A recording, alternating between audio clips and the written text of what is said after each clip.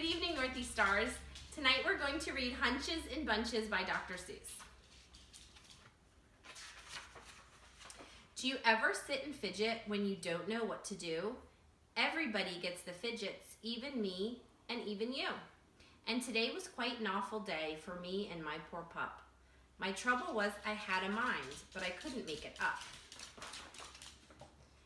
It's awfully, awfully awful when you can't make up your mind. Do you want to kick a football or sit there on your behind? Do you want to go out skating, fly a kite, or climb a tree? Do you want to eat a pizza, take a bath, or watch TV? Oh, you get so many hunches that you don't even know ever quite if the right hunch is a wrong hunch. Then the wrong hunch might be right. There I was inside the house, so fuddled I could shout. When I got a hunch, a happy hunch, that I shouldn't be in, but out. But before I could follow that happy hunch, a voice snapped, "Don't you dare." And a real tough hunch informed me, "You're not going anywhere. There was homework to be done, bub. Sit your pants down on that chair." So I did. I sat me down, but as soon as I got sat, a better hunch came and he yanked off the homework hunch's hat. The better hunch said, "We'll head downtown. We'll pick up a good friend James, and together we'll trot to some real cool spot and we'll play a few video games." So of course, that's what I started to do. But a sour hunch came to spoil it. "Your bicycle's rusting up," he yapped. "Get yourself out back and oil it." By now my mind was so mixed up, I really didn't know if I wanted to go to the barber shop or to Boise, Idaho.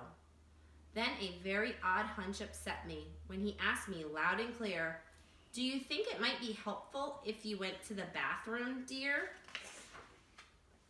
Before I could even answer him, a new voice interrupted. "That mind of yours," I heard him say, "is frightfully gafflupted. Your mind is murky mushy. Will you make it up or won't you? If you won't, you are a wanter. Do you understand or don't you? If you don't, then you are a don'ter. You're a canter if you can't. I would really like to help you, but you're so helpless, so I shan't." Then a spookish haunch suggested, "I'll go 4 ways all at once." But I didn't fall for that one. I'm not that dumb a dunce. I knew where I would end up if I tried a thing like that. Most likely on some dead-end road in West Gee-Hassa Flat. I was much too smart for that 4-way hunch, but the next time that I knew, I was following a nowhere hunch, a real dumb thing to do. Everybody sometimes does it, even me and even you. I followed him in circles till we wore the rug right through. And then I heard an up hunch laugh. "You're a silly schlup. The way to go is not around, the way to go is up." That seemed to make a lot of sense. I even took my chair. I just knew I'd make my mind up if I had some high, fresh air. But the up hunch I had followed was a phony and a fake.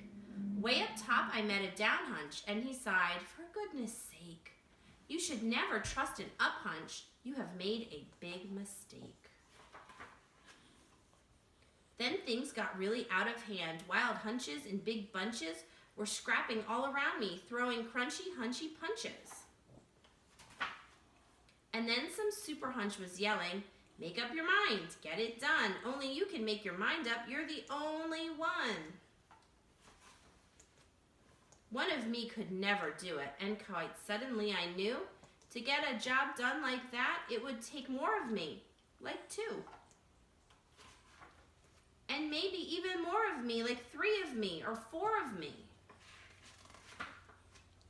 It took an awful lot of me. It took a lot of yelling. It took a lot of shoving and hot bargaining and selling. We all talked the hunches over, up and down and through. We argued and we bargued. We decided what to do. And finally, I followed a munch hunch, the best hunch of the bunch. I followed him into the kitchen and had 6 hot dogs for lunch. Did you guys like that story? Mm-hmm. Did you like that one? Thank you for joining us.